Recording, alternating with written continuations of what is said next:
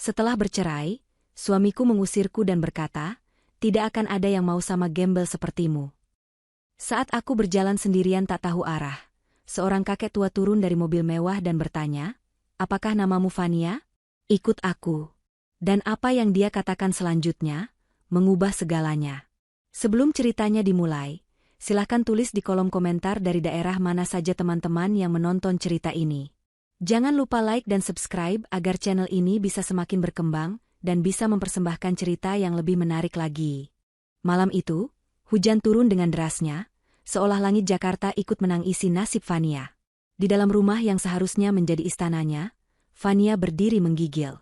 Bukan hanya karena pendingin ruangan, tapi karena tatapan sedingin es dari suaminya, Rendra. Di samping Rendra, duduk dengan angkuh Mira, wanita yang Fania ketahui adalah selingkuhan suaminya. Pemandangan ini sudah cukup menyakitkan, tapi apa yang terjadi selanjutnya menghancurkan dunianya. Tanda tangani, kata Rendra, suaranya datar dan tanpa emosi. Dia melempar setumpuk kertas ke atas meja kopi di depan Fania. Fania, dengan hijabnya yang sedikit basah oleh air mata yang coba ditahannya, menatap kertas-kertas itu. Matanya membelalak ngeri. Surat cerai. Dan surat penyerahan seluruh aset. Apa ini, Mas? Aset apa? Ini rumah kita. Rendra tertawa sinis. Tawa yang tidak pernah Fania kenali sebelumnya. Rumah kita? Tidak ada lagi, kita, Fania. Dan ini bukan lagi rumahmu. Sejak awal, semua ini atas namaku. Kamu terlalu bodoh untuk menyadarinya. Tapi aku ikut bekerja. Uang tabunganku. Uang tabunganmu? Mira yang angkat bicara, suaranya manja dan penuh ejekan. Uangmu tidak ada artinya. Mas Rendra sudah mengurus semuanya. Sekarang, tanda tangani, atau kami akan membuat hidupmu lebih buruk. Fania menggeleng. Tidak. Aku tidak mau. Bentakan Rendra yang tiba-tiba membuat Fania terlonjak kaget. Tanda tangani. Rendra menarik tangan Fania dengan kasar, memaksakan pena ke jemarinya. Jangan buang waktuku. Aku dan Mira akan menikah. Kami butuh rumah ini bersih dari barang-barangmu. Dengan tangan gemetar dan hati yang hancur berkeping-keping, Fania menandatangani setiap lembar kertas di bawah tatapan tajam Rendra dan Mira. Dia tidak punya pilihan. Ancaman di mata Rendra terlalu nyata. Selesai. Dalam sekejap, pernikahannya, rumahnya, dan seluruh hidupnya lenyap. Rendra segera menyambar kertas-kertas itu. Dia tersenyum puas. Bagus. Sekarang, keluar dari rumahku. Mas, ini tengah malam. Hujan deras. Aku mau kemana? Fania memohon. Rendra berjalan ke sudut ruangan, mengambil sebuah koper butut yang sudah lama Fania simpan di gudang. Itu adalah koper yang Fania bawa saat pertama kali merantau ke Jakarta, jauh sebelum bertemu Rendra. Rendra melempar koper itu hingga tergeletak di depan kaki Fania. Isinya hanya beberapa potong baju lama miliknya yang Rendra suruh Mira kumpulkan. Itu urusanmu, desis Rendra. Dia membuka pintu utama lebar-lebar. Angin malam dan tempias hujan langsung menerpa wajah Fania. Rendra mencengkeram lengan Fania, menyeretnya tanpa belas kasihan, dan mendorongnya keluar dari pintu. Fania jatuh tersungkur di teras yang basah. Kopernya terlempar di sampingnya. Pergi. Rendra berteriak. Suaranya penuh kebencian dan kemenangan. Tidak akan ada yang mau sama wanita miskin gembel sepertimu. Pintu itu dibanting dengan keras. Suara kunci yang diputar dari dalam terdengar begitu final. Fania terduduk di teras yang basah, hijabnya basah kuyup oleh hujan dan air mata. Dia menatap pintu yang tertutup itu. Pintu rumah yang dia bantu bangun, pintu yang kini tertutup selamanya untuknya. Dia telah kehilangan segalanya. Suami, rumah, harta, harga diri. Perlahan, Fania bangkit. Dia mengambil koper bututnya. Dia tidak tahu harus melangkah kemana. Dia tidak punya siapa-siapa lagi di kota ini. Dia mulai berjalan tanpa arah, menyusuri jalanan yang sepi dan gelap. Hujan deras menyamarkan air matanya. Setiap langkah terasa berat, seberat penghinaan yang baru saja dia terima. Kata-kata Rendra terus terngiang di telinganya. Gembel. Wanita miskin. Dia berjalan entah sudah berapa lama. Kakinya mati rasa. Pakaiannya melekat di tubuh karena basah. Dia berhenti di bawah lampu jalan yang redup, mencoba berpikir. Apa yang harus dia lakukan? Pulang ke kampung? Dia bahkan tidak punya uang untuk ongkos bus. Tepat saat keputusasaan mencapai puncaknya, sebuah mobil sedan mewah berwarna putih berhenti tepat di sampingnya. Fania terkejut, dia refleks mundur selangkah, takut jika itu orang jahat. Kaca jendela belakang mobil itu turun perlahan. Di dalamnya, duduk seorang kakek tua berwajah teduh. Dia mengenakan kemeja batik yang rapi. Kakek itu menatap Fania dengan senyum tipis yang menenangkan. "Apakah namamu Fania?" tanya kakek itu dengan suara lembut namun berwibawa. Fania tertegun. Bagaimana kakek ini tahu namanya? Dengan ragu, dia mengangguk. Kakek itu tersenyum lebih lebar. "Ikut aku," katanya. "Ayahmu, Pak Atmaja, mewariskan rumah mewah dan seluruh harta perusahaan untukmu." Fania berdiri mematung. Ucapan kakek tua itu terdengar seperti lelucon yang sangat kejam di tengah situasinya yang menyedihkan. "Ayahku, Pak Atmaja, mewariskan harta? Bapak salah orang," kata Fania lirih, suaranya serak. "Ayah saya, Pak Atmaja, sudah lama meninggal. Dan dia hanya karyawan biasa. Kami hidup sederhana. Dia tidak mungkin punya harta." Kakek tua itu, yang kemudian memperkenalkan dirinya sebagai Pak Tulus, menggeleng pelan. "Dia memang ingin kamu berpikir begitu, Nona Fania. Semua itu untuk melindungimu." Fania masih ragu. Tapi tatapan mata Pak Tulus begitu tulus, dan dia tidak punya tempat lain untuk pergi.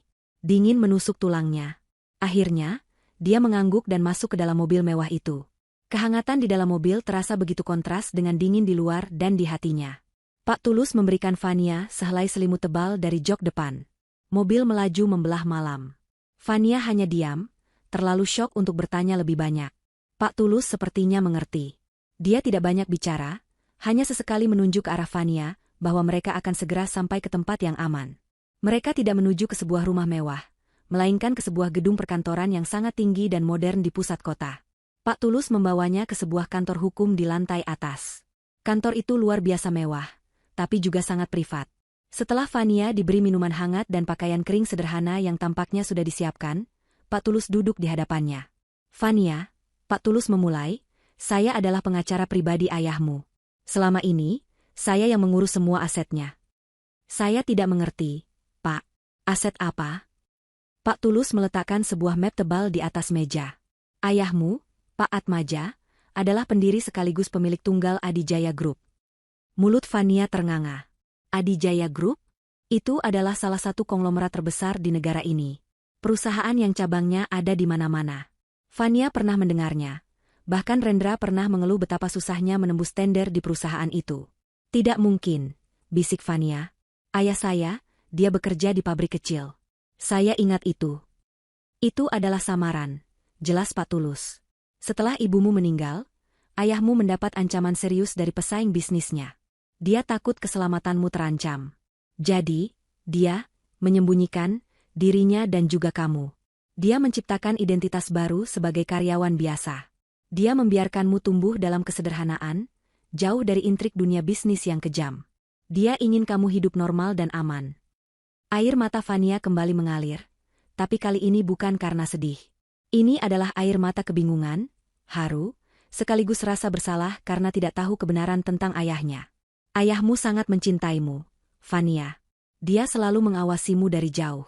Bahkan setelah dia meninggal, dia sudah mempersiapkan segalanya untukmu," lanjut Pak Tulus. Pak Tulus membuka map itu. Surat wasiat. Dalam surat wasiat ini, Pak Atmaja menyerahkan 100% kepemilikan Adijaya Group kepadamu. Rumah utama keluarga Atmaja. Dan semua aset pribadinya. Fania merasa kepalanya berputar. Dari seorang gembel yang diusir, dalam 1 jam dia menjadi seorang miliarder. Tapi, Pak Tulus mengangkat satu jari, "Ada satu syarat." Fania menahan napas. "Tentu saja ada syarat. Ayahmu ingin kamu mengambil alih posisimu. Kamu harus bersedia duduk sebagai direktur utama Adijaya Group." Fania langsung menggeleng. "Saya? Pak, saya tidak bisa. Saya tidak tahu apa-apa tentang bisnis. Saya hanya..." "Ayahmu percaya padamu. Dia bilang, kamu memiliki insting yang kuat dan hati yang bersih. Sesuatu yang langka di dunia bisnis. Kamu akan didampingi oleh saya dan tim yang sudah disiapkan ayahmu." Fania bimbang. Ini terlalu besar. Terlalu berat. Pak Tulus menatapnya dengan tatapan serius. "Dan apa yang dia katakan selanjutnya mengubah segalanya," kata Pak Tulus, suaranya sedikit bergetar. "Fania, wasiat ini memiliki klausa waktu yang sangat spesifik. Maksud Bapak? Wasiat ini baru bisa diaktifkan dan diberitahukan kepadamu setelah kamu resmi bercerai, dan tidak lagi memiliki ikatan hukum apapun dengan Rendra. Dunia Fania seakan berhenti berputar untuk kedua kalinya malam itu. Ayah tahu Rendra? Ternyata, ayahmu tahu Rendra akan melakukan ini, Pak Tulus berkata dengan nada getir. Ayahmu tahu siapa Rendra sebenarnya. Dia tahu Rendra adalah putra dari musuh bebuyutannya. Musuh yang sama yang dulu mengancam ayahmu. Fania tidak bisa bernapas. Keluarga Rendra sengaja menyusupkan Rendra ke dalam hidupmu. Fania. Mereka tahu kamu adalah satu-satunya kelemahan Pak Atmaja, meskipun kamu hidup sederhana. Mereka berencana membuatmu menikah dengannya, lalu di saat yang tepat, mereka akan menghancurkanmu. Mereka ingin membuatmu menderita, dan melalui dirimu, mereka ingin menghina warisan Pak Atmaja. Jadi pernikahan saya, cinta Rendra, semuanya bohong? Itu adalah sebuah skenario balas dendam yang keji, tegas Pak Tulus. Dan ayahmu tahu. Dia tidak bisa menghentikan pernikahanmu tanpa membuka identitasnya dan membahayakan kalian berdua. Jadi, dia melakukan hal terbaik yang dia bisa. Dia menyusun wasiat ini. Dia menunggu Rendra menunjukkan warna aslinya. Dia menunggu Rendra membuangmu saat kamu tidak punya apa-apa. Kenapa? Kenapa menunggu saya sehancur ini? Tanya Fania, hatinya perih. Karena ayahmu tahu, hanya saat kamu berada di titik terendah, kamu akan memiliki kekuatan terbesar untuk bangkit. Dan dia ingin memastikan, saat kamu bangkit, Rendra tidak mendapatkan sepeser pun dari harta warisanmu. Pak Tulus kemudian mengeluarkan sesuatu dari laci mejanya. Sebuah foto lama yang sedikit kusam. Lihat ini. Fania mengambil foto itu. Itu adalah foto sebuah acara perusahaan, bertahun-tahun lalu. Di situ ada ayahnya, Pak Atmaja, tampak gagah dan berwibawa, sedang berbicara di podium. Tapi di barisan tamu, Fania melihat pemandangan yang membuatnya mual. Di sana, seorang Rendra yang jauh lebih muda, mungkin masih remaja, berdiri di samping ayahnya. Keduanya menatap Pak Atmaja di podium. Bukan dengan kekaguman, tapi dengan tatapan penuh kebencian yang murni. Semua kepingan teka-teki itu kini menyatu. Pengkhianatan Rendra bukan hanya soal perselingkuhan dan keserakahan. Ini jauh lebih dalam. Ini adalah dendam lama yang terencana. Fania meletakkan foto itu. Air matanya sudah kering. Rasa sakit hatinya berubah menjadi sesuatu yang lain. Sesuatu yang dingin, tajam, dan kokoh. Itu adalah tekad. Dia menatap Pak Tulus. Saya terima syarat itu, kata Fania, suaranya tidak lagi bergetar. Kapan saya mulai bekerja? Mobil mewah itu membawa Fania ke sebuah kawasan elit yang bahkan tidak pernah Fania mimpikan. Mereka melewati gerbang keamanan yang tinggi, menyusuri jalan pribadi yang dinaungi pepohonan rindang, dan berhenti di depan sebuah mensyahan yang lebih mirip istana modern. Bangunan itu berdiri kokoh, megah, dengan arsitektur yang memadukan kemewahan dan keanggunan. Ini rumah ayah saya? Fania bertanya dengan suara tercekat. Ini rumahmu, Nona Fania, jawab Pak Tulus lembut. Dia membukakan pintu untuk Fania. Puluhan pelayan sudah berbaris rapi di lobi utama yang langit-langitnya tinggi. Mereka semua menunduk hormat. Selamat datang, Nona Fania. Fania, yang masih mengenakan pakaian kering pinjaman, merasa canggung. Ini adalah dunia yang benar-benar asing. Pak Tulus memanggil kepala pelayan dan memberi instruksi agar semua kebutuhan Fania dipenuhi. Fania diantar ke kamar utama, sebuah ruangan yang lebih besar dari seluruh apartemen sederhananya dulu. Hari-hari berikutnya adalah sebuah pusaran. Fania tidak punya waktu untuk berduka atas pengkhianatan Rendra. Pak Tulus benar-benar menjalankan pelatihan kilat. Transformasi Fania dimulai. Bukan hanya pakaian. Memang, lemari pakaiannya kini diisi oleh desainer ternama, hijab-hijab sutra terbaik, dan perhiasan warisan ibunya yang disembunyikan Pak Atmaja. Tapi transformasi sesungguhnya terjadi di dalam. Pak Tulus membawakan setumpuk dokumen. Ini adalah struktur Adijaya Group. Ini adalah dewan direksi. Ini adalah laporan keuangan. Setiap hari, Fania belajar. Dia menelan informasi tentang ekonomi makro, hukum korporat, dan manajemen strategis. Pak Tulus mendatangkan tutor-tutor terbaik. Awalnya Fania kewalahan. Dia merasa bodoh dan tidak mampu. Tapi setiap kali dia ingin menyerah, dia teringat akan wajah ayahnya di foto yang ditunjukkan Pak Tulus. Wajah Rendra yang menatap ayahnya dengan kebencian. Dia tidak lagi belajar untuk dirinya sendiri. Dia belajar untuk membalas dendam ayahnya. Dia belajar untuk merebut kembali apa yang seharusnya menjadi miliknya. Kelembutan di matanya perlahan memudar, digantikan oleh ketajaman seorang pejuang. Hijab yang dulu membingkai wajah lugu, kini membingkai wajah seorang ratu yang sedang mempersiapkan perang. Suatu sore, Pak Tulus membawanya ke ruang kerja utama Pak Atmaja.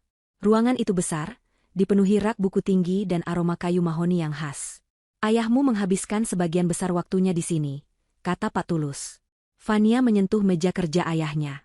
Dia merasakan getaran kekuatan di ruangan itu.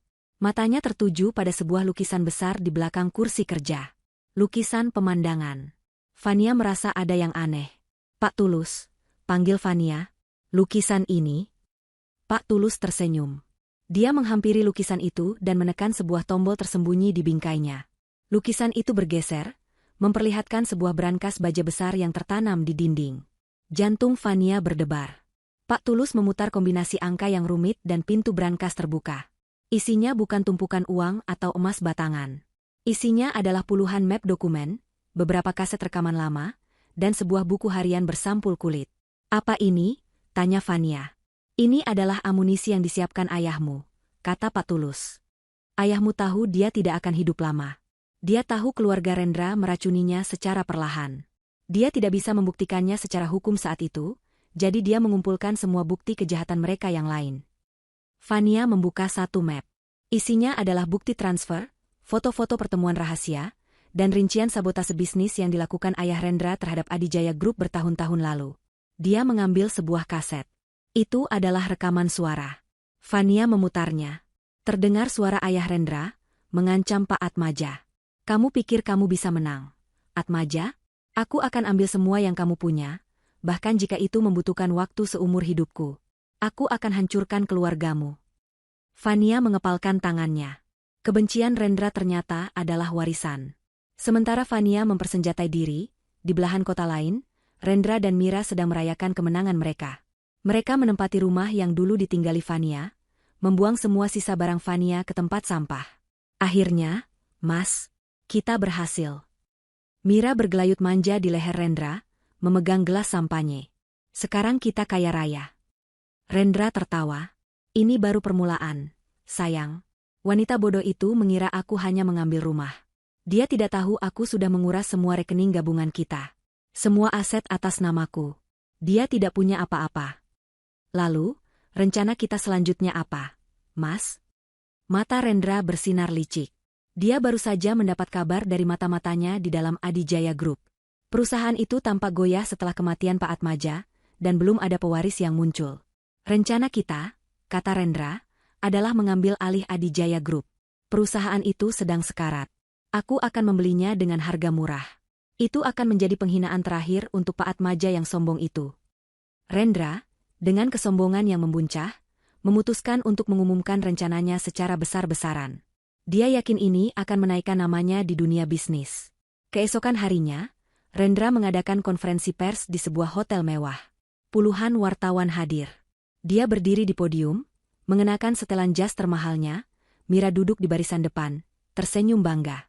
"Selamat siang," Rendra memulai, suaranya penuh percaya diri.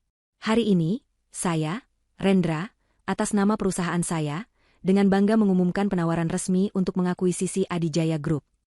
Para wartawan mulai berbisik. "Ini berita besar. Seperti yang kita tahu," lanjut Rendra, "Adijaya Group sedang goyah. Mereka tidak punya pemimpin. Saya di sini untuk menyelamatkan perusahaan itu dari kehancuran." Rendra sedang menikmati momennya. Dia tersenyum ke kamera. Tiba-tiba, layar besar di belakangnya, yang seharusnya menampilkan logo perusahaan Rendra, berkedip lalu mati. Rendra berhenti bicara, tampak kesal. "Ada masalah teknis?" Layar itu menyala lagi. Tapi yang muncul bukan logo perusahaannya. Yang muncul adalah logo megah Adijaya Group. Semua wartawan terkejut. Lalu, di bawah logo itu, muncul sebuah pengumuman dengan huruf kapital yang tegas dan jelas. "Selamat datang, Direktur Utama baru kami, Nona Fania Atmaja." Wajah Rendra pucat pasi. Senyumnya membeku. Gelas sampahnya di tangan Mira jatuh ke lantai dan pecah berkeping-keping. Seluruh ruang konferensi pers meledak dalam kebingungan. Kamera wartawan berbalik, menyorot wajah Rendra yang syok berat. Fania Atmaja? Nama itu, nama ayahnya Fania. Kabar pengumuman CEO baru Adijaya Group menyebar seperti api. Ruang rapat Dewan Direksi di kantor pusat Adijaya Group dilanda kepanikan. Para direktur senior berkumpul dalam rapat darurat. Mereka semua adalah orang-orang yang sudah lama mengabdi pada Pak Atmaja, tapi beberapa di antaranya mulai goyah. Siapa Fania Atmaja? Kenapa Pak Tulus tidak pernah memberitahu kita? Seorang direktur bertanya. Pak Dharma, direktur keuangan yang diam-diam menjadi mata-mata Rendra, terlihat paling gelisah, namun dia mencoba menutupinya. Ini tidak masuk akal. Perusahaan sedang kritis. Penawaran Rendra adalah jalan keluar terbaik. Kita harus meyakinkan Pak Tulus untuk menjualnya. Menjual? Tanya direktur lain. Ini perusahaan Pak Atmaja. Kita tidak bisa menjualnya begitu saja. Lalu apa? Bentak Pak Dharma. Kita menunggu, pewaris misterius, yang tiba-tiba muncul ini, seorang wanita entah dari mana, dia pasti tidak tahu apa-apa tentang bisnis. Suara-suara di ruangan itu mulai setuju dengan Pak Dharma. Mereka meremehkan nama Fania Atmaja. Mereka mengira Fania hanyalah seorang gadis muda yang beruntung, yang akan mudah mereka kendalikan. Tepat di puncak perdebatan mereka, pintu ruang rapat terbuka. Rendra menerobos masuk. Wajahnya merah padam karena marah dan bingung. Dia langsung menuju ke Pak Dharma. Dharma, apa-apaan ini? Siapa Fania Atmaja? Teriak Rendra. Dia tidak peduli lagi dengan sopan santun. Pak Dharma kaget melihat Rendra di sana. Rendra, tenang. Saya juga baru tahu. Ini pasti. Pasti apa? Penipuan? Aku sudah menawar perusahaan ini. Kalian tidak bisa melakukan ini padaku. Rendra menggebrak meja. Para direktur lain memandangnya ngeri. Anda tidak punya hak berada di sini, Tuan Rendra, kata seorang direktur senior. Aku punya hak. Aku calon pembeli. Saat itulah, pintu utama ruang rapat yang besar dan terbuat dari kayu jati itu terbuka lebar. Hening seketika. Fania melangkah masuk. Ini bukan Fania yang dikenal Rendra. Ini bukan wanita menangis yang dia usir di tengah hujan. Wanita yang masuk ruangan ini adalah Fania Atmaja. Dia mengenakan setelan kerja berwarna putih gading yang dipesan khusus, potongannya tegas dan sempurna membungkus tubuhnya. Hijabnya ditata rapi dan elegan dengan warna senada. Langkahnya mantap. Matanya dingin, tajam, dan tidak menunjukkan emosi sedikitpun. Dia menatap lurus ke depan, ke kursi kosong di ujung meja, kursi CEO.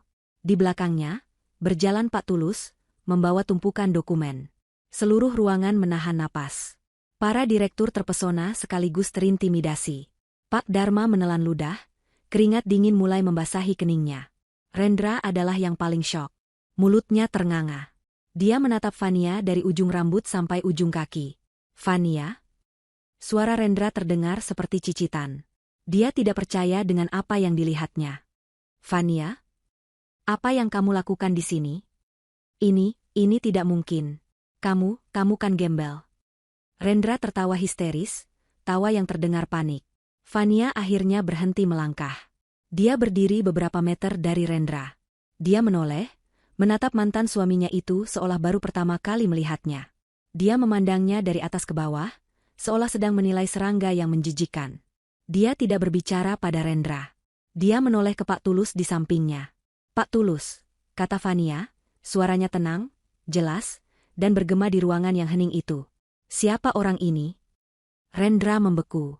Fania, ini aku, Rendra, suamimu.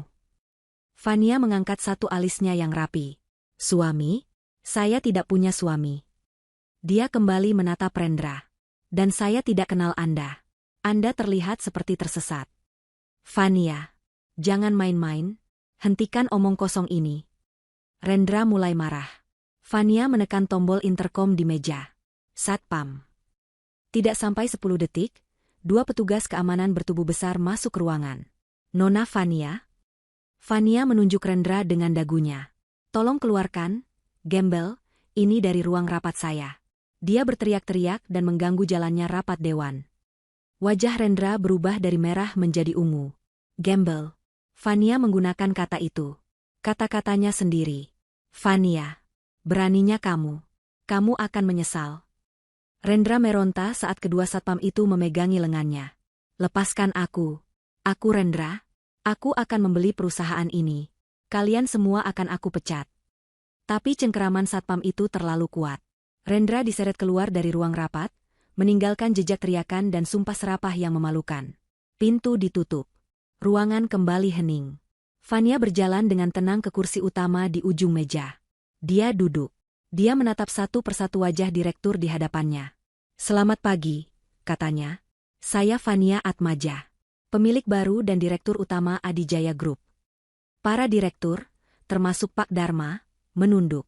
Tidak ada lagi yang berani meremehkannya.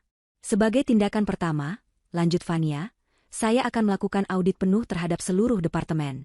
Saya ingin laporan keuangan 5 tahun terakhir ada di meja saya besok pagi. Lengkap." Mata Fania tertuju tajam pada Pak Dharma saat dia mengucapkan kata, "keuangan." Pak Dharma merasa seakan ditelanjangi. Fania kemudian menatap Pak Tulus. "Pak Tulus, tolong umumkan." Pak Tulus mengangguk. Sesuai perintah Nona Fania, semua negosiasi penjualan perusahaan secara resmi dibatalkan. Fania menambahkan kalimat terakhirnya, sebagai tembakan pembuka perang. "Dan bekukan semua kerjasama, semua kontrak, dan hentikan semua pembayaran yang sedang berjalan dengan perusahaan manapun yang terkait dengan siapapun nama pria tadi." Efek dari perintah Fania di ruang rapat hari itu terasa seketika. Di kantor Rendra, kekacauan meletus. Telepon berdering tanpa henti. Perusahaan Rendra, yang ternyata dibangun di atas fondasi rapuh berupa kontrak-kontrak yang dimanipulasi dari Adijaya Group, mulai retak dalam hitungan jam. Proyek terbesarnya, yang bahan bakunya dipasok oleh anak perusahaan Adijaya, berhenti total. Pembayaran yang dia harapkan untuk menutupi utang ke pemasok lain, dibekukan. "Apa maksudmu dibekukan?" Rendra berteriak di telepon pada manajer keuangannya. "Itu uangku. Aku sudah menyelesaikan pekerjaannya." Pihak Adijaya Group menyatakan ada audit internal, "Pak. Semua pembayaran ke perusahaan kita ditahan sampai waktu yang tidak ditentukan. Dan, Pak, kontrak kita yang lain juga, mereka batalkan secara sepihak. Semuanya." Rendra melempar teleponnya ke dinding. Ponsel itu hancur berkeping-keping. Dia mencengkeram rambutnya, napasnya memburu. Ini tidak mungkin. Fania, wanita lugu yang dia buang itu, tidak mungkin bisa melakukan ini. Ini pasti ulah Pak Tulus. Namun, dia salah besar. Di Menshan Pak Atmaja, di dalam ruang kerja yang kini menjadi markasnya, Fania bekerja tanpa lelah. Dia tidak sedang berpesta merayakan kemenangan awalnya. Dia sedang merencanakan langkah berikutnya. Brankas warisan ayahnya kini terbuka di atas meja. Dokumen-dokumen, yang dulu hanya tumpukan kertas dendam, kini menjadi senjata di tangannya. "Pak Tulus, lihat ini," kata Fania, menunjuk sebuah dokumen. "Ayah Rendra berutang budi pada pemasok baja ini. Pemasok ini juga bekerja sama dengan kita. Saya mau, kita panggil mereka. Tawarkan kontrak eksklusif 2 kali lipat, dengan syarat mereka memutuskan semua hubungan dengan perusahaan Rendra." Pak Tulus tersenyum. "Itu langkah yang cerdas, Nona Fania. Tapi berisiko." "Risiko yang sudah diperhitungkan," jawab Fania dingin. "Ayah saya mengumpulkan ini bukan untuk disimpan. Ini untuk digunakan. Rendra memotong suplai kehidupanku.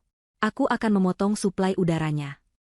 Selama seminggu berikutnya, Fania bergerak seperti ahli strategi perang.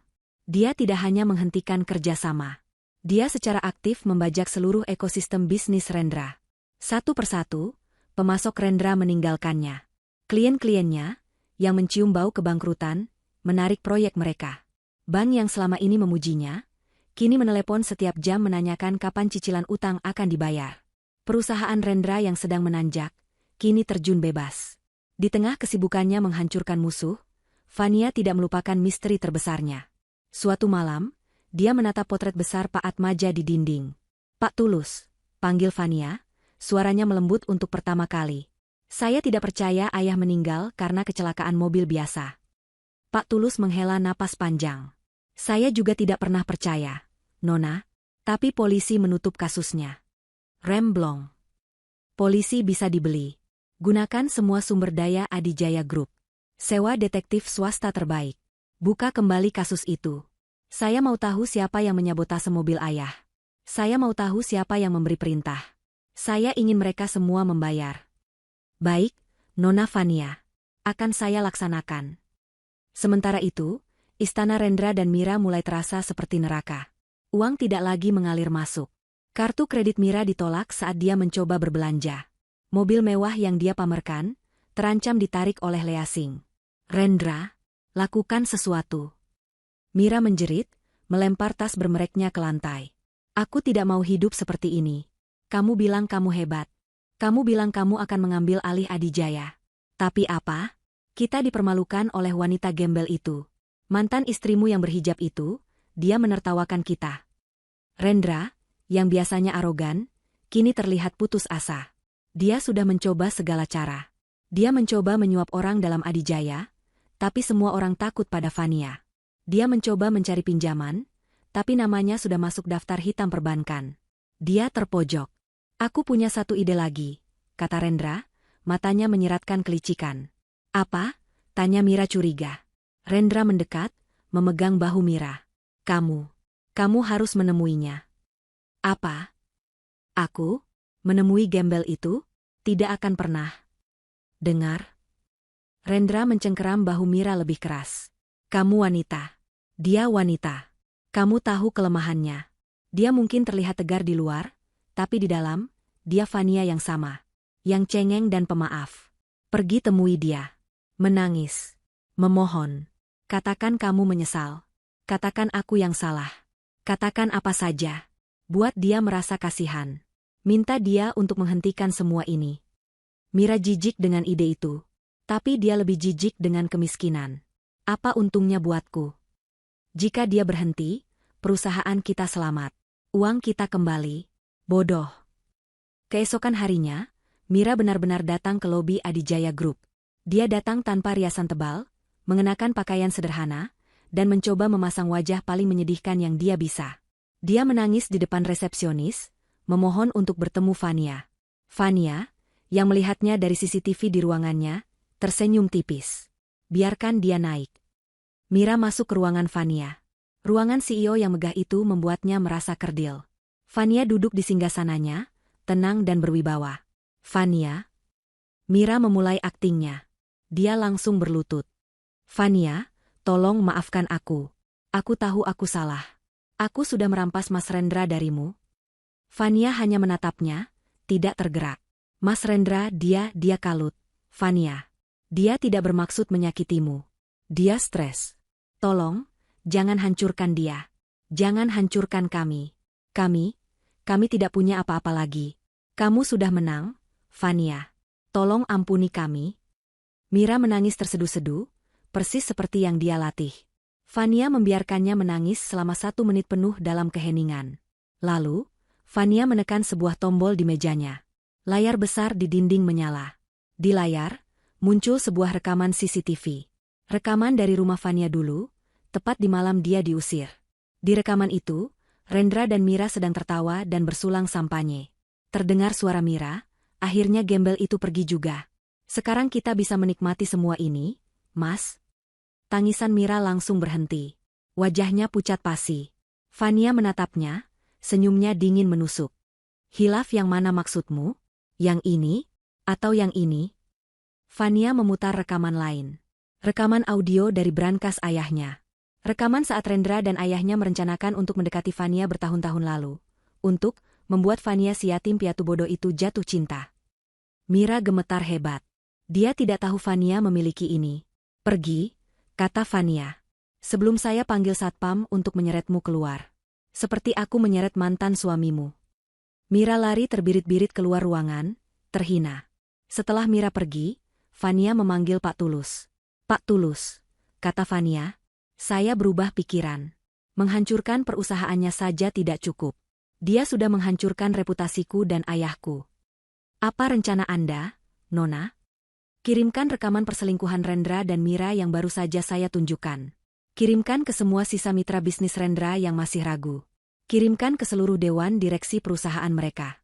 Biar semua orang tahu, karakter asli dari pria yang mereka ajak berbisnis. Fania bersandar di kursinya. Ini bukan lagi hanya soal balas dendam.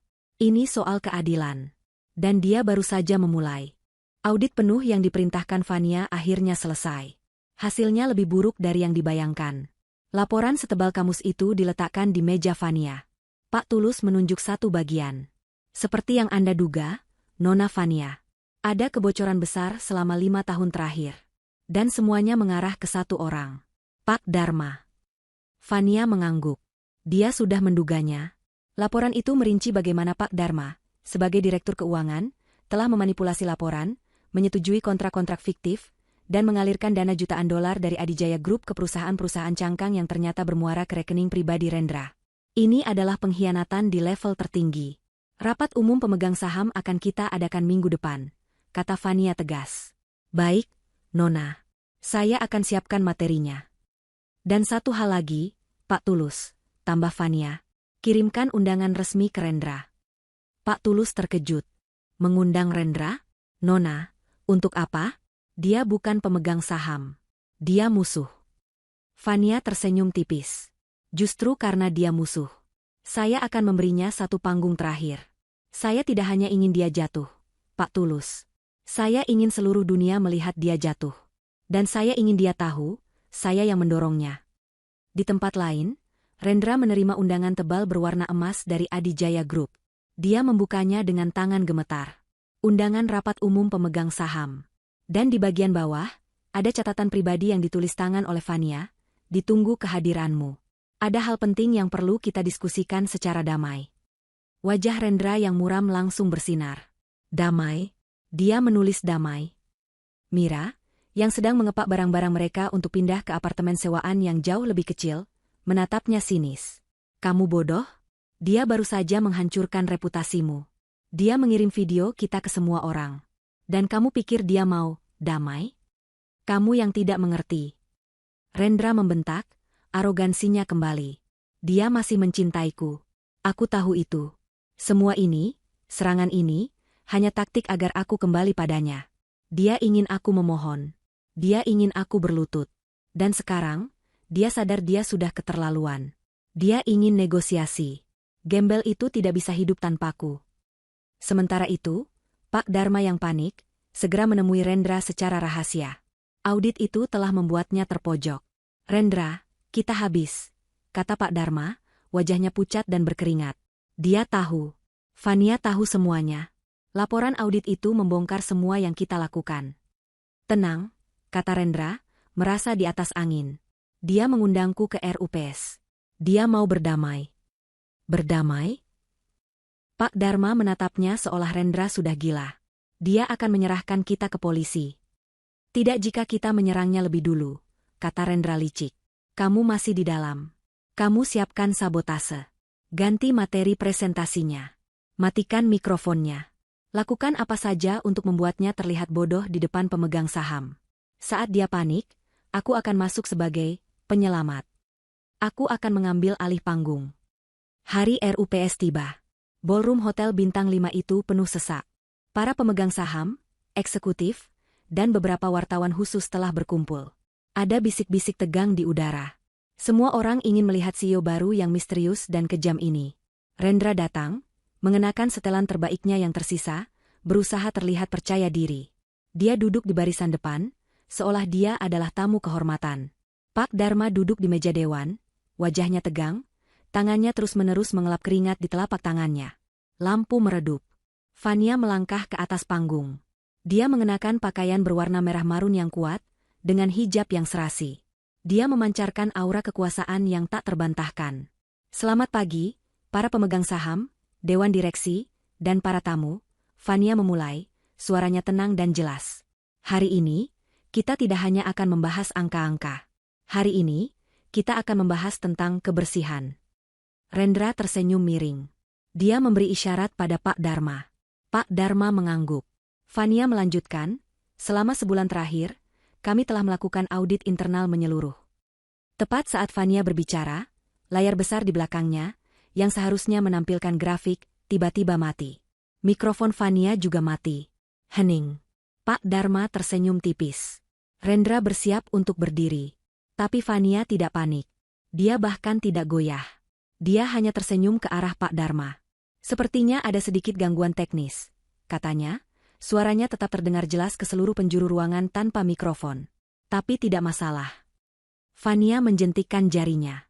Tiba-tiba, dari pengeras suara darurat di langit-langit, yang tidak bisa dikendalikan Pak Dharma, terdengar sebuah rekaman audio. Itu adalah suara Rendra. Pergi. Tidak akan ada yang mau sama wanita miskin gembel sepertimu. Seluruh ruangan terkesiap. Rendra membeku di kursinya. Wajahnya pucat pasi. Itu adalah suara teriakannya di malam dia mengusir Vania. Audio pertama, kata Vania, adalah tentang karakter. Layar di belakangnya tiba-tiba menyala lagi, tapi bukan menampilkan materi RUPS. Layar itu menampilkan rekaman CCTV tersembunyi. Rekaman dari sebuah restoran mahal. Di rekaman itu, terlihat Pak Dharma sedang menerima sebuah koper besar dari orang suruhan Rendra. Wajah Pak Dharma berubah seputih kertas. Itu fitnah. Itu rekayasa. Dia berteriak, berdiri dari kursinya. Rekaman kedua, lanjut Vania, seolah tidak mendengar Pak Dharma. Adalah tentang pengkhianatan. Bukti Tuan Dharma menerima suap untuk memanipulasi kontrak Adijaya Group. Rendra ikut berdiri. Vania, hentikan. Kamu menjebakku. Dan yang terakhir, Vania menekan tombol di remotenya. Layar berganti, menampilkan diagram alir yang rumit. Diagram yang menunjukkan aliran dana dari Adijaya Group, melalui perusahaan cangkang Pak Dharma, dan berakhir di rekening bank pribadi Rendra. Adalah tentang pencurian, kata Vania. Bukti bagaimana Tuan Rendra dan Tuan Dharma bersekongkol merampok perusahaan ini selama bertahun-tahun. Jauh sebelum ayah saya wafat. Ruangan itu meledak dalam kekacauan. Para pemegang saham berteriak marah. Panggil polisi. Tangkap mereka. Rendra panik. Dia menoleh ke pintu keluar. Pak Dharma sudah berlari lebih dulu, mencoba menerobos kerumunan. Satpam, tahan dia. Vania memberi perintah. Tapi mereka tidak perlu. Tepat saat Pak Dharma mencapai pintu utama, pintu itu terbuka lebar. Di sana, berdiri beberapa petugas polisi berseragam lengkap. Nona Vania Atmaja, tanya komandan polisi itu. Vania menunjuk ke panggung kekacauan di bawahnya. Mereka, Pak, Tuan Dharma, dan Tuan Rendra. Tangkap mereka atas pencurian, penggelapan dana, dan penipuan. Polisi bergerak cepat. Rendra tidak bisa lari. Dia ditangkap di depan ratusan pasang mata, di depan kamera wartawan yang menyala. Penghinaannya total.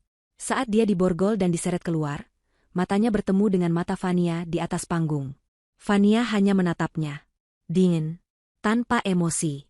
Tanpa kemenangan. Hanya keadilan. Penangkapan Rendra dan Pak Dharma di rapat umum pemegang saham menjadi berita utama nasional. Wajah Rendra yang diborgol dan diseret keluar terpampang di setiap layar televisi dan halaman depan koran. Nama, Rendra, dalam sekejap menjadi simbol keserakahan dan penipuan. Namun, di balik jeruji besi, Rendra tidak bertahan lama. Dengan sisa-sisa koneksi dan uang yang masih dimiliki ayahnya, Rendra berhasil keluar dengan jaminan. Dia melangkah keluar dari kantor polisi, mengharapkan setidaknya ayahnya menjemput atau sopir pribadinya menunggu. Tapi yang ada hanya tatapan sinis dari beberapa wartawan yang masih tersisa dan keheningan. Ayahnya terlalu sibuk menyelamatkan perusahaannya sendiri yang kini ikut terseret. Rendra harus naik taksi online untuk kembali ke apartemen sewaan kecil yang baru beberapa hari dia tempati bersama Mira. Dia berencana menjadikan Mira pelampiasan amarahnya. Namun, saat dia tiba, dia menemukan pemandangan yang berbeda. Koper-koper Mira sudah berdiri rapi di dekat pintu. "Kamu mau kemana?" tanya Rendra. Suaranya serak dan lelah. Mira, yang sudah berdandan rapi, menatap Rendra dengan tatapan yang belum pernah Rendra lihat. Itu bukan tatapan manja atau marah. Itu adalah tatapan jijik. Aku mau pergi. Jauh darimu, kata Mira dingin. Pergi? Kamu mau meninggalkanku? Setelah semua ini? Rendra tertawa getir. Kamu tidak bisa hidup tanpaku, Mir. Mira tertawa. Tawa yang singkat dan penuh penghinaan. Hidup tanpamu? Rendra, lihat dirimu. Kamu sudah habis. Namamu hancur. Perusahaanmu bangkrut. Rekeningmu dibekukan oleh polisi. Kamu tidak punya apa-apa lagi. Ini hanya sementara. Rendra berteriak. Ayahku akan mengurus ini. Kita akan bangkit lagi. Aku tidak peduli. Mira balas berteriak. Aku mau hidup enak. Aku mau uang, mobil mewah, tas mahal. Aku mendekatimu karena kamu punya semua itu. Sekarang, kamu punya apa? Utang? Borgol? Rendra maju, mencoba memegang Mira, tapi Mira menepisnya dengan kasar. Jangan sentuh aku, desis Mira. Dia berjalan ke pintu, mengambil kopernya. Tepat sebelum dia membuka pintu, dia berbalik menatap Rendra, dari atas ke bawah. Rendra, dengan setelan jas yang sama yang dia kenakan saat ditangkap, kini terlihat kusam dan bau penjara. Dulu kamu bilang Fania gembel, kata Mira, suaranya menusuk. Sekarang lihat siapa yang gembel sebenarnya. Aku tidak sudi hidup dengan pria miskin gembel sepertimu. Pintu itu dibanting. Persis seperti Rendra membanting pintu di depan wajah Fania. Rendra terdiam. Kata-kata, gembel sepertimu, terngiang di telinganya. Dia jatuh terduduk di lantai apartemen yang sempit dan berdebu itu. Dia sendirian. Dikhianati. Ditinggalkan. Persis seperti yang dia lakukan pada Fania. Karma itu datang begitu cepat dan begitu telak. Di sisi lain kota, di mansion megahnya, Fania tidak sedang merayakan. Dia memenangkan pertempuran, tapi perang sesungguhnya belum selesai. Dia menatap laporan penangkapan Rendra di tabletnya tanpa ekspresi. Dia bebas dengan jaminan, kata Pak Tulus, yang berdiri di sampingnya. Aku tahu, jawab Fania. Dia bukan lagi ancaman. Dia hanya pion yang sudah dikorbankan. Aku ingin rajanya. Fania mematikan tabletnya. Dia berbalik menatap Pak Tulus. Ada satu hal yang masih mengganggu saya, Pak. Kenapa? Kenapa ayah melakukan ini semua? Kenapa dia membiarkan saya hidup dalam kebohongan? Kenapa dia menunggu saya dihancurkan Rendra dulu baru Bapak muncul? Pak Tulus menghela napas panjang. Ini adalah pertanyaan yang dia tunggu. Nona Fania, ada bagian terakhir dari wasiat yang belum saya sampaikan. Ini adalah bagian yang paling menyakitkan. Pak Tulus mengajak Fania duduk. Ayahmu, Pak Atmaja, tahu dia tidak akan hidup lama. Kematiannya bukan kecelakaan. Dan dia tahu siapa pelakunya. Jantung Fania serasa berhenti berdetak. Apa maksud Bapak? Ternyata, Pak Tulus berkata dengan suara pelan dan penuh duka, ayahmu tahu dia diracun. Perlahan-lahan. Selama bertahun-tahun. Oleh keluarga Rendra. Fania menutup mulutnya, menahan jeritan. Ayah Rendra adalah musuh bebuyutan ayahmu. Dia tidak bisa mengalahkan Pak Atmaja dalam bisnis secara adil. Jadi, dia menggunakan cara paling licik. Dia meracuni ayahmu sedikit demi sedikit. Pak Atmaja sadar saat semuanya sudah terlambat. Racun itu sudah merusak organnya. Kenapa? Kenapa dia tidak melapor ke polisi? Fania bertanya dengan suara gemetar. Dia sudah mencoba. Tapi mereka terlalu kuat. Buktinya terlalu lemah. Mereka menutupi jejak mereka dengan sangat rapi. Ayahmu tahu dia tidak akan menang di pengadilan. Dia tahu dia akan mati. Air mata Fania mulai mengalir deras. Jadi, lanjut Pak Tulus, dia membuat rencana. Rencana terakhir. Dia tidak bisa melawan secara hukum. Jadi, dia memutuskan untuk mempersiapkan senjata terbaiknya. Yaitu kamu, Fania. Fania menatap Pak Tulus, tidak mengerti. Ayahmu tahu keluarga Rendra tidak akan berhenti sampai mereka melihat warisan Atmaja hancur. Dia tahu mereka akan mengincarmu. Dia tahu mereka menyusupkan Rendra ke dalam hidupmu. Dia tidak bisa menghentikan pernikahanmu tanpa membongkar segalanya dan membahayakan nyawamu. Jadi, dia membiarkannya. Bisik Fania. Dia menyusun wasiat ini sebagai skenario perang. Syarat bahwa kamu harus bercerai dan tidak punya apa-apa bukanlah hukuman. Itu adalah pelatuk. Ayahmu tahu, Rendra akan serakah. Dia tahu Rendra akan membuangmu begitu dia pikir dia sudah mendapatkan segalanya. Ayahmu harus menunggu sampai kamu benar-benar terlepas dari Rendra secara hukum, agar Rendra tidak bisa menyentuh sepeser pun warisanmu. Dia harus menunggumu sampai di titik terendah. Agar aku punya alasan terkuat untuk bangkit. Fania menyelesaikan kalimat itu, matanya kini berkilat marah. Benar, kata Pak Tulus. Dia tidak mewariskanmu harta, Nona. Dia mewariskanmu sebuah misi. Dia memberimu amunisi. Brankas itu, dokumen-dokumen itu. Dan dia memberimu motivasi. Dia tahu, hanya putri yang hatinya hancur dan disakiti, yang memiliki kekuatan untuk melawan dinasti yang begitu kuat. Fania menghapus air matanya dengan kasar. Kesedihannya menguap, digantikan oleh kemarahan yang membara. Ayahnya tidak meninggalkannya. Ayahnya sedang berperang dari dalam kubur, melalui dirinya. Tepat saat itu, ponsel Pak Tulus berdering. Dia mengangkatnya. Itu adalah detektif swasta yang disewa Fania untuk menyelidiki kecelakaan Pak Atmaja. Ya, apa? Anda yakin?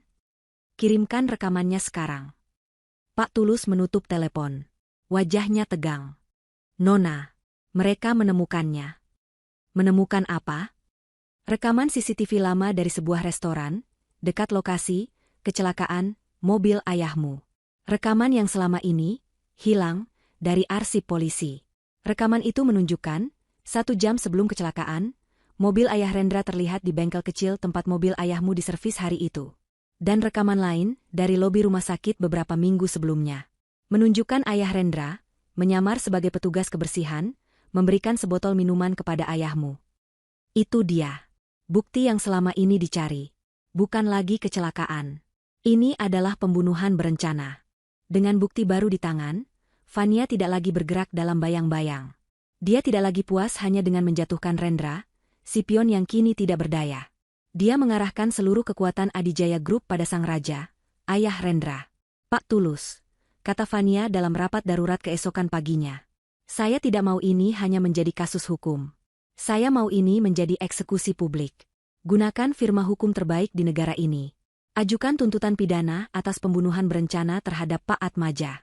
Dan tuntutan perdata atas kerugian perusahaan. Baik, Nona. Dan siapkan konferensi pers besar-besaran, tambah Fania. Saya sendiri yang akan bicara. Saya mau seluruh dunia tahu bahwa pria yang mereka hormati sebagai pengusaha sukses, itu adalah seorang pembunuh berdarah dingin yang meracuni sahabatnya sendiri demi bisnis. Perang itu meletus di semua lini.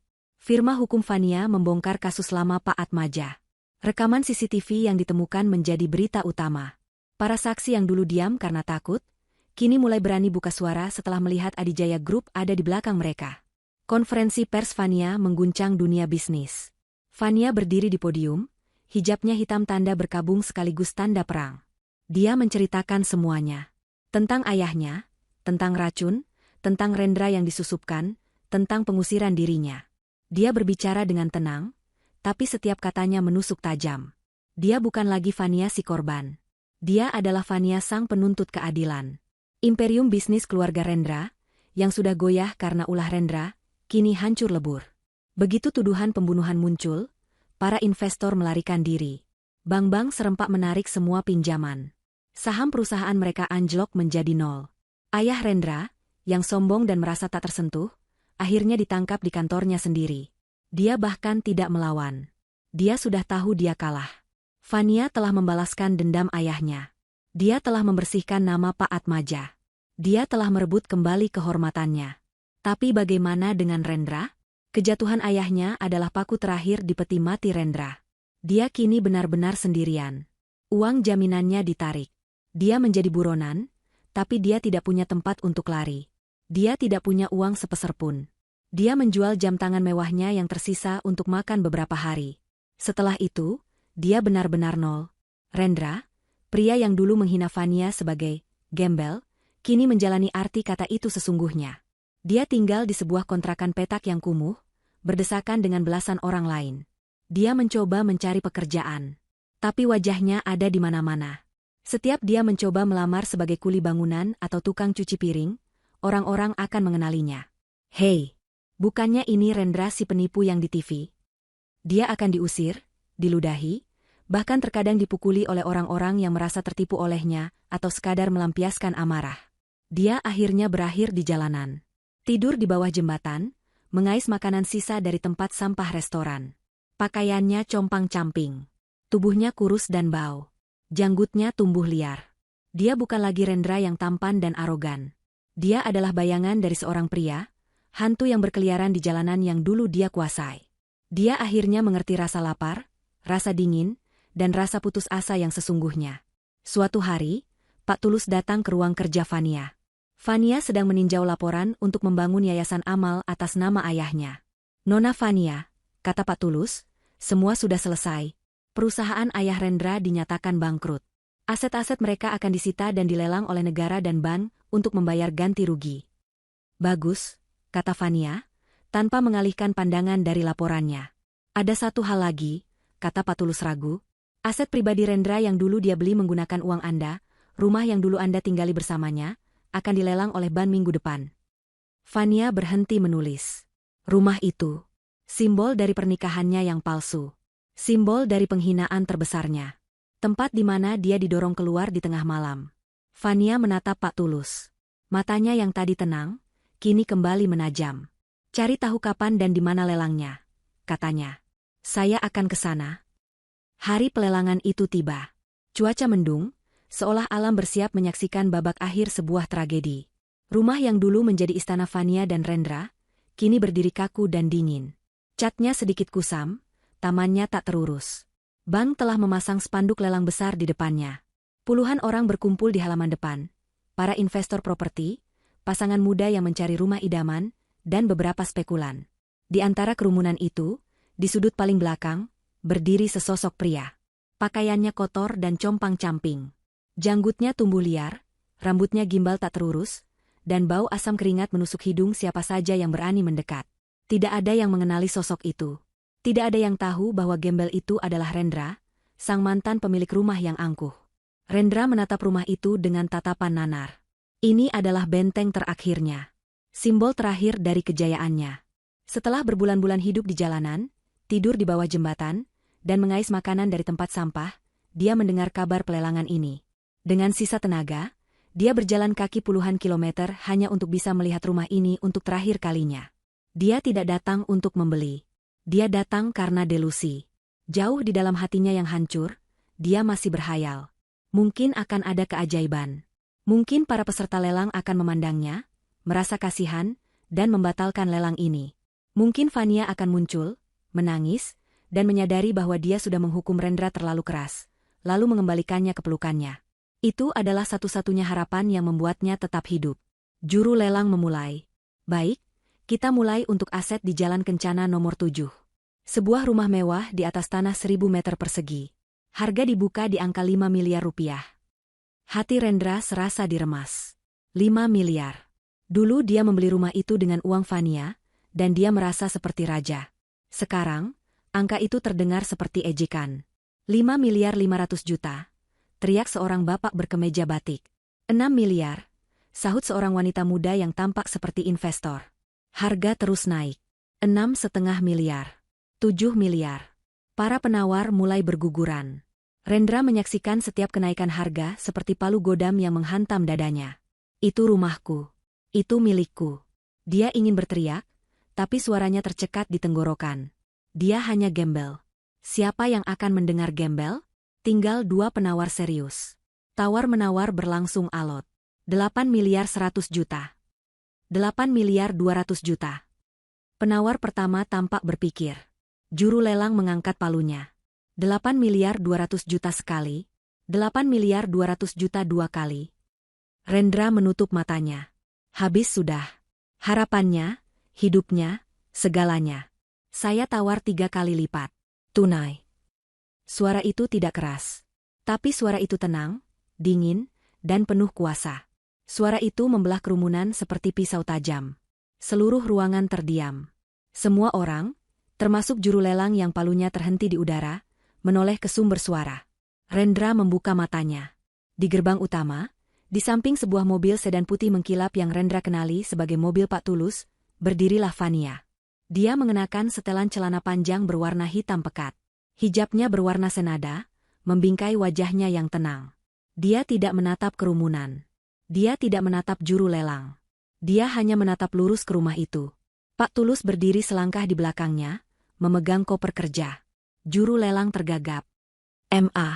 Maaf, Nona. Maksud Anda, 3 kali lipat dari harga awal? Atau harga? 3 kali lipat dari tawaran terakhir Anda. Potong Vania, suaranya tetap datar. 8 miliar 200 juta, dikalikan 3. Itu sekitar 24 miliar 600 juta. Tunai. Pak Tulus melangkah maju dan membuka koper kerja itu, menunjukkan kepada panitia lelang sebuah cek manajer yang sudah ditandatangani dan surat bank.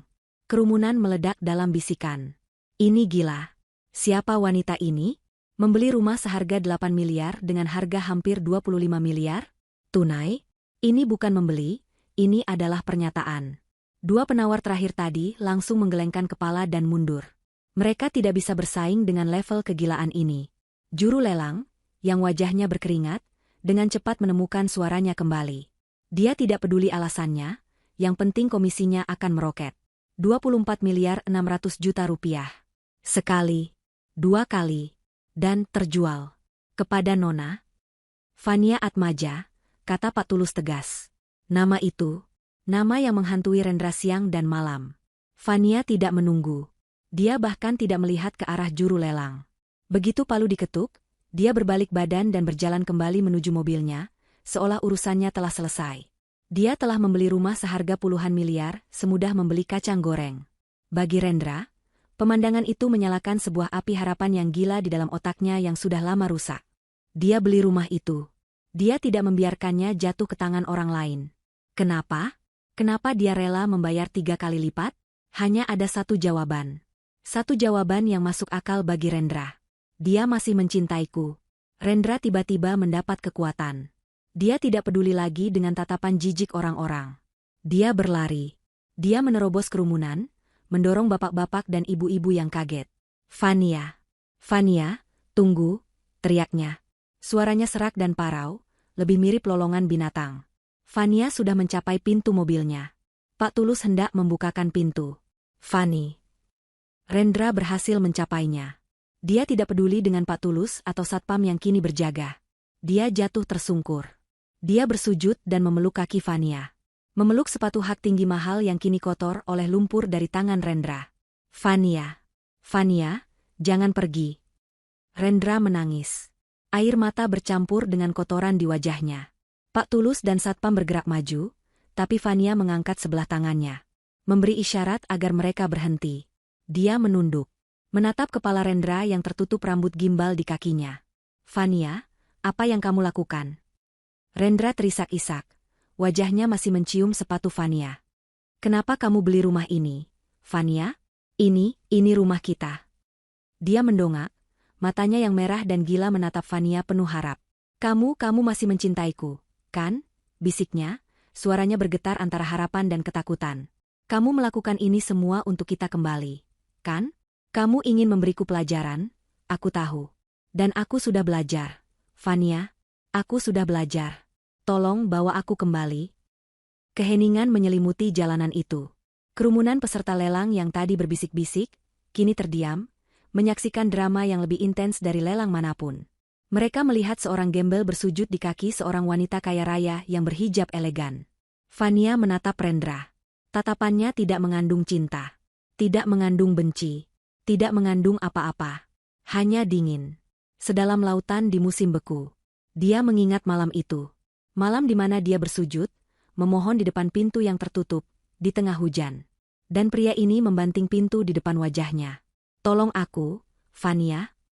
Rendra merengek lagi, seperti anak kecil. Dia menggosokkan pipinya ke sepatu Fania. Lihat aku. Aku tidak punya apa-apa lagi. Mereka mengambil semuanya. Ayahku di penjara. Mira meninggalkanku. Aku lapar, Fania. Aku kedinginan. Aku. Rendra menelan ludahnya, lalu mengucapkan kata-kata itu. Kata-kata yang menjadi kutukannya. Aku gembel sekarang, Fania. Aku gembel.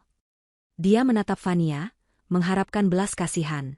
Mengharapkan Fania akan menariknya berdiri, memeluknya, dan mengatakan semuanya akan baik-baik saja. Fania tetap diam. Perlahan, sangat perlahan, dia menggerakkan tangannya ke tas tangannya yang mahal. Mata Rendra berbinar. Harapan itu meledak di dadanya. Dia akan memberiku uang. Dia akan memberiku kartu kredit. Dia akan membawaku pulang. Fania membuka tasnya. Dia mengeluarkan dompet kulitnya yang ramping. Rendra menahan napas. Fania membuka dompet itu. Dia tidak mengambil kartu. Dia mencari ke kompartemen koin dan uang receh. Jari-jarinya yang terawat, mengeluarkan selembar.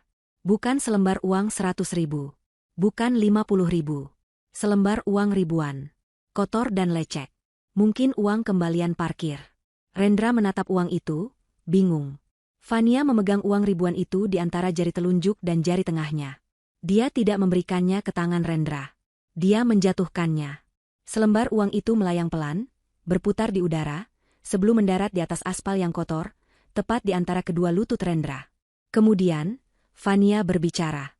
Suaranya tenang, jelas, dan terdengar oleh semua orang di keheningan itu. Pergi. Rendra mendongak. Kebingungan di wajahnya berganti menjadi kengerian. Tidak akan ada yang mau, Fania melanjutkan, menggemakan setiap kata yang Rendra ucapkan padanya malam itu, Sama pria miskin gembel sepertimu. Waktu seakan berhenti. Rendra menatap uang ribuan itu. Lalu menatap wajah Fania. Delusi di matanya akhirnya pecah. Hancur berkeping-keping. Dia akhirnya sadar. Ini bukan penyelamatan. Ini bukan cinta.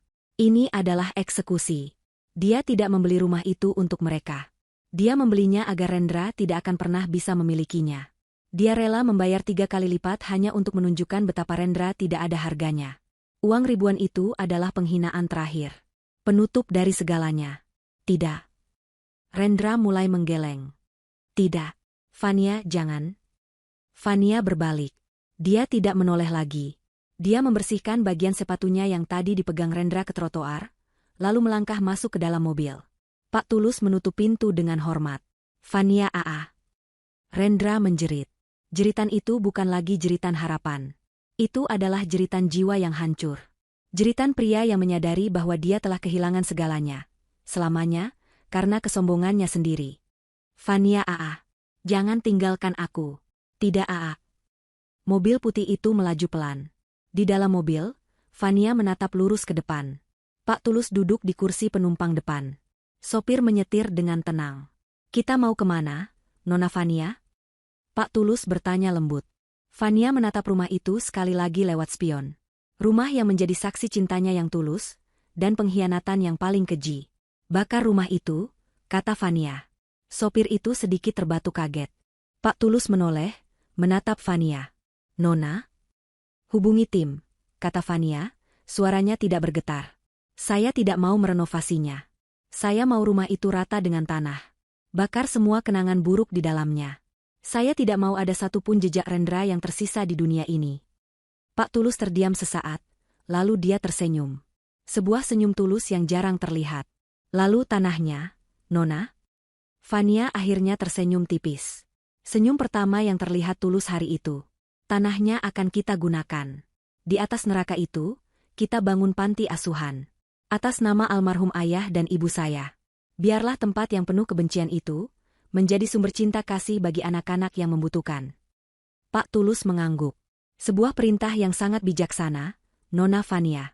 Almarhum Pak Atmaja pasti sangat bangga. Mobil itu terus melaju, meninggalkan kawasan itu. Di kaca spion, Fania masih bisa melihat bayangan kabur Rendra. Sosok pria yang meraung putus asa di tengah jalan, memukuli aspal, dan mencengkeram selembar uang ribuan yang kotor. Fania akhirnya memalingkan wajahnya dari spion. Dia menatap ke depan, ke jalanan yang terbentang luas. Dia kini bebas, kaya, kuat, dan memegang kendali penuh atas takdirnya. Keadilan untuk ayahnya, dan untuk dirinya sendiri, telah tuntas. Diri, telah tuntas. Diri, telah tuntas. Diri, telah tuntas. Diri, telah tuntas. Diri.